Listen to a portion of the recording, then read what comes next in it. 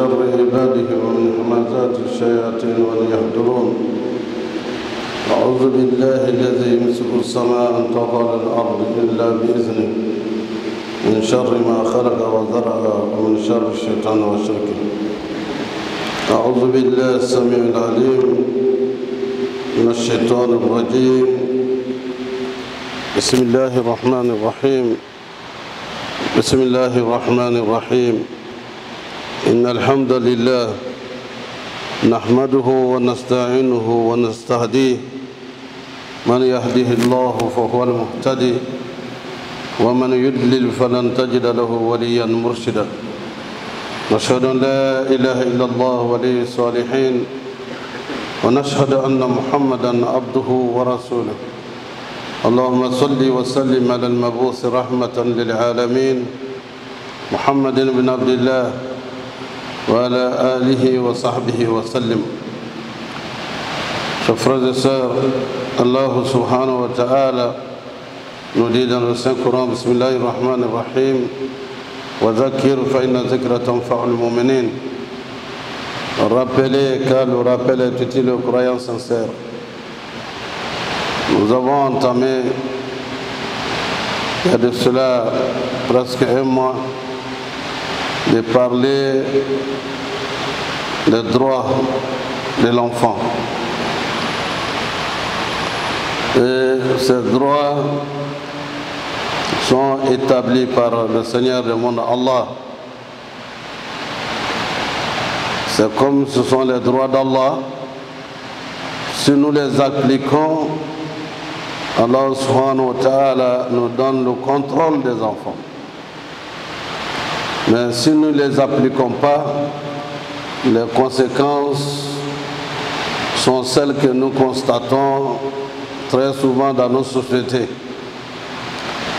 En effet, les enfants ont toujours été un souci pour nous, pour la société, un souci permanent, car chaque envoyé a prié Allah pour avoir une bonne postérité, pour avoir une descendance vertueuse, soumise à Allah.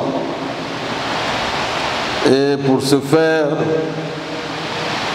nous sommes une communauté, nous pouvons dire Dieu nous aime et ne nous laisse pas errer sans nous donner des directives et une direction claire. Le Coran et la Sunna du prophète sallallahu alayhi wa sallam, ce sont là notre code de conduite et ce qui éclaire notre chemin pour que notre existence ici-bas soit heureuse et pour que notre existence dans l'au-delà soit heureuse avec l'accès au paradis.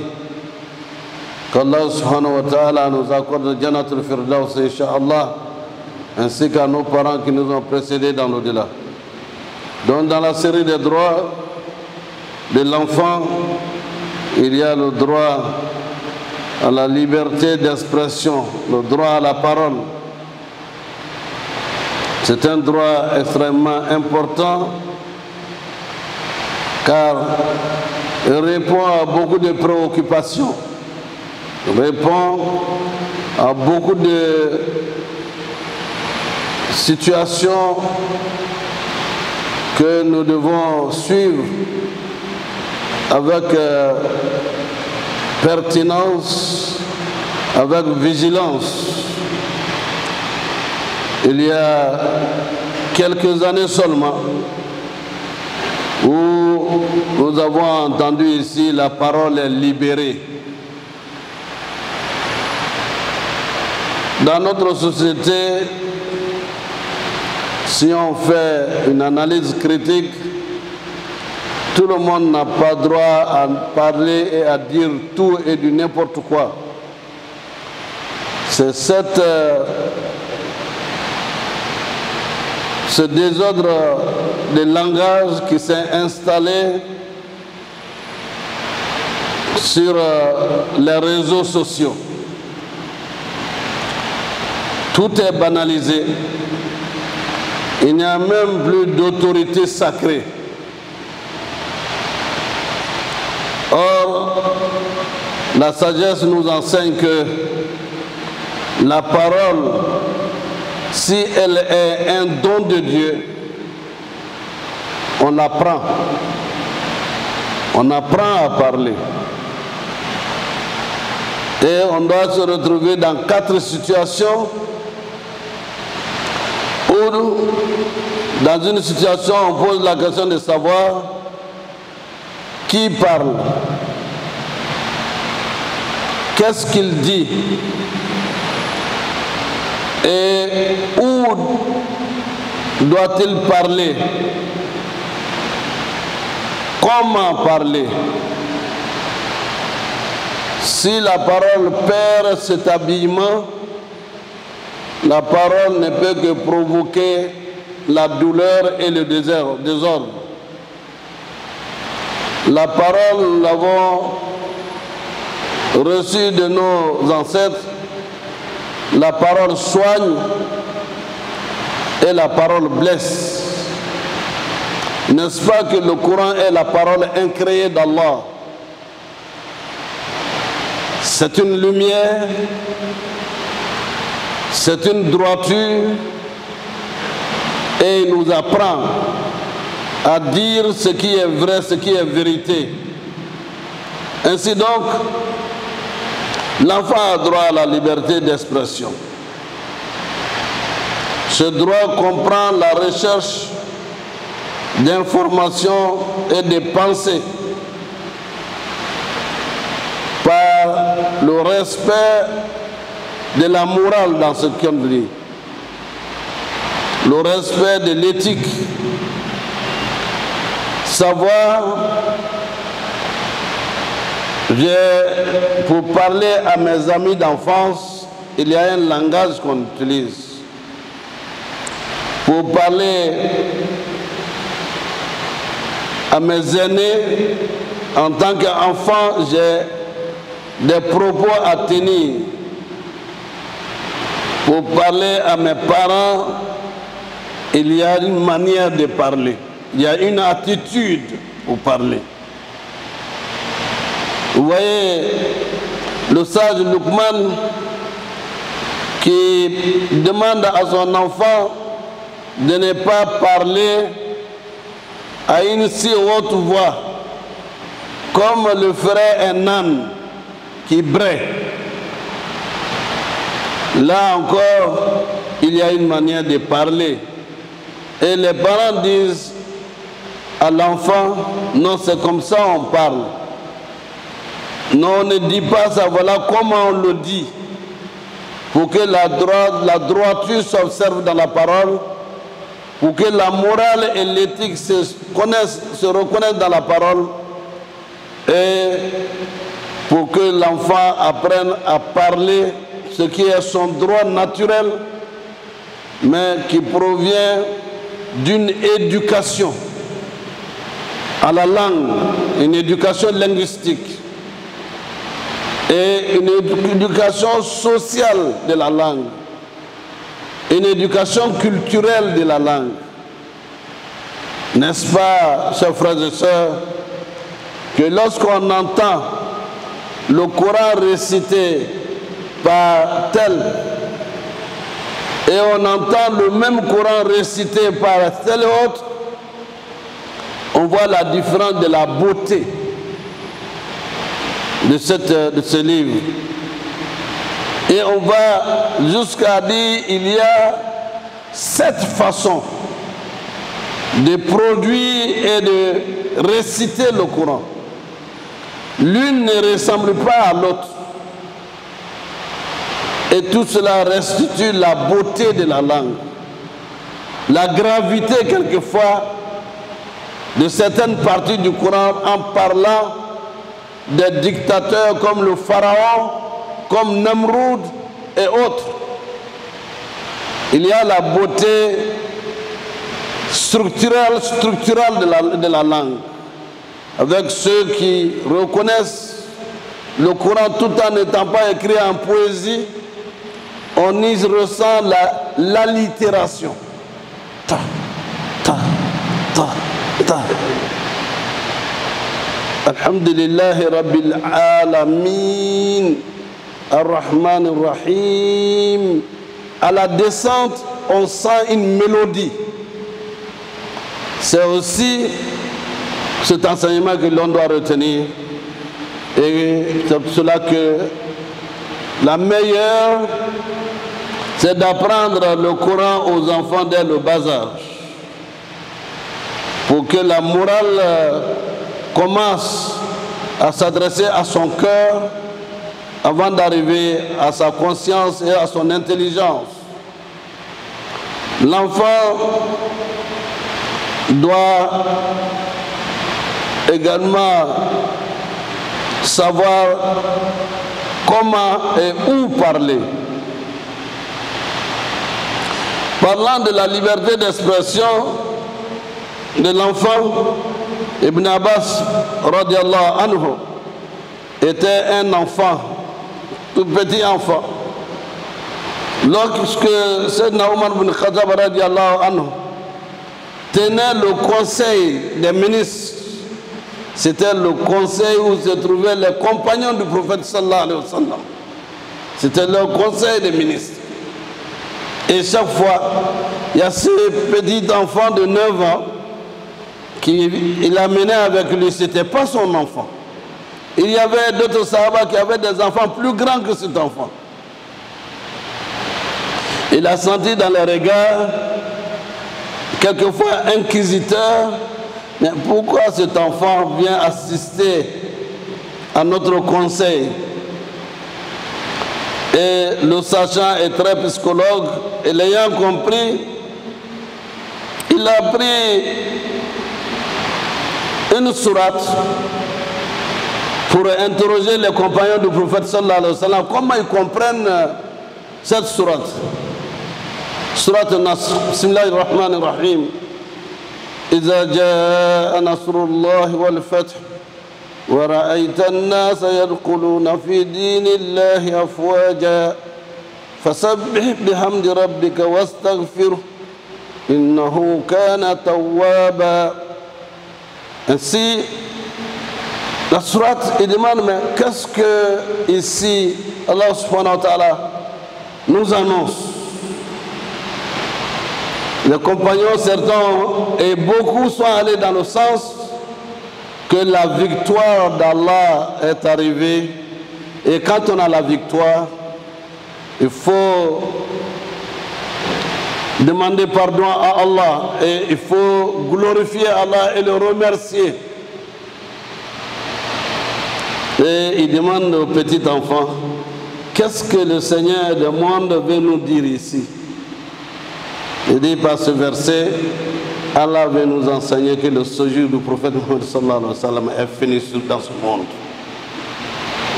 Ce verset annonce la mort prochaine du prophète sallallahu alayhi wa sallam.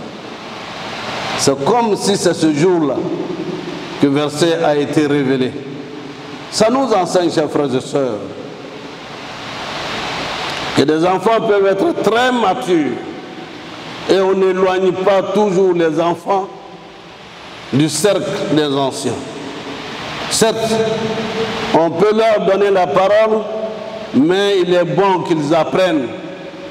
Dans la sagesse africaine, au Mandé, on dit, quand un enfant a les mains propres, il mange son repas dans le cercle des anciens.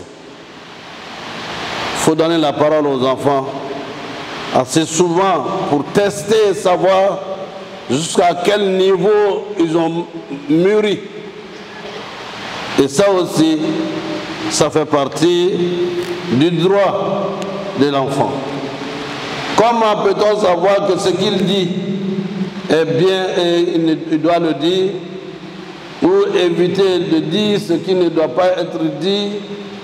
Cela également fait partie du droit de l'enfant. Le droit de nos enfants au plan islamique, ces droits sont inaliénables. Ainsi, chers frères et sœurs, il y a un 13e droit, le droit au parrainage et à la sympathie de l'enfant. Il a besoin d'assistance, il a besoin de parrainage.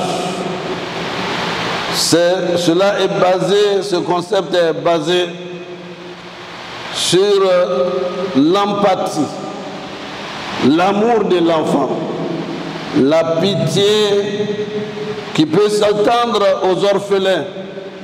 Ces enfants-là, ce sont aussi les enfants abandonnés. Subhanallah, il y en a aujourd'hui dans notre monde, des enfants, après 7 mois dans le ventre et 9 mois dans le ventre, qu'on va retrouver dans les poubelles. Subhanallah. Et Allah nous met en garde et nous rappelle ceci. Quand ces enfants-là vont être interrogés, pourquoi, pour quelles raisons ils ont connu ce sort. Notre préoccupation ici, c'est l'assistance aux enfants, c'est leur droit. Surtout les enfants orphelins. Et je dis et je le répète, veillez sur vos enfants. Nous avons ces derniers temps vu des enfants de 9 ans enceintes, des enfants de 12 ans enceintes dans les écoles. Cela, est-ce que on donne à l'enfant son droit? Ces enfants, écoliers, primaires, on avait les statistiques du nombre d'avortements et du nombre de grossesses dans nos écoles, dans les institutions où on parle d'éducation, et on constate que la dépravation des mœurs et la destruction des enfants. Si les institutions internationales ont décrété des droits aux enfants, chers parents, chers frères et sœurs, le Coran nous a interpellés depuis 1400 ans. Et nous devons veiller sur les enfants. Chers frères et sœurs, la Fondation Djigui La Grande Espérance n'a pas seulement fait une compilation pour que nous sachions le droit de nos enfants. Nous avons aujourd'hui près de 700 de nos enfants, dont 500 et quelques à Tekoubé que nous prenons en charge. Ce n'est pas que nous avons de l'argent à donner aux enfants, mais il y en a parmi vous qui prennent des enfants orphelins en charge parce que leurs parents, soit le père est décédé ou la mère est décédée, ou les enfants n'ont plus de parents géniteurs. Or, le prophète sallallahu alayhi wa sallam a insisté sur le droit de ces enfants orphelins, fragilisés par la mort de leurs parents. Oh, ils doivent être des hommes un jour capables d'apporter leur contribution à l'essor du développement des familles et de notre pays. Depuis que nous l'avons commencé, il y a de cela 7 ans, c'est des personnes comme vous, conscients de leur devoir vis-à-vis de ces personnes qui viennent à nous. Moi, je prends un orphelin en charge cette année. À raison de 40 000 francs, à raison de 60 000 francs par an, moi je prends un orphelin en charge. Sa nourriture, sa santé, sa scolarité. Nous avons pris des gens pour s'occuper de la visite à rendre à ces enfants. Savoir s'ils sont en bonne santé. savoir si ils sont épanouis dans leur milieu, fraterniser et leur montrer notre affection et notre amour pour qu'ils ne soient pas une charge pour notre société demain, mais plutôt qu'ils soient reconnaissants. On suit leurs pratiques religieuses islamiques et ceux qui ne sont pas musulmans, on les traite comme on doit les traiter humainement pour qu'ils aient le sentiment que l'islam les a pris en charge à un moment donné. Chers frères et sœurs, le droit au parrainage, la sympathie qu'on doit avoir pour les enfants est un hadith du prophète sallallahu alayhi wa sallam où il nous dit l'image des croyants musulmans dans les liens d'amour, de miséricorde et de compassion qui les unissent les uns aux autres est celle du corps. إذا اشتكى منهم عضو تداعى له سائر الجسد. Dès que l'un de ses membres est malade, tout le reste du corps souffre d'insomnie et de fièvre. C'est ça la solidarité parmi les musulmans et entre musulmans. Et avec les musulmans et également envers les autres. C'est une communauté de miséricorde. C'est une communauté d'amour et de fraternité, d'humanisme. J'en profite donc pour vous inviter à tenir compte du droit des enfants et surtout ce droit d'assistance. Quand nous sommes allés une fois dans les orphelinats, ce sont des sœurs qui vont s'occuper de ces enfants le week-end et choses. Désormais, il y a parmi nos sœurs qui s'organisent pour aller voir les orphelins, voir comment leur apporter de l'aide et leur apporter des subsistances.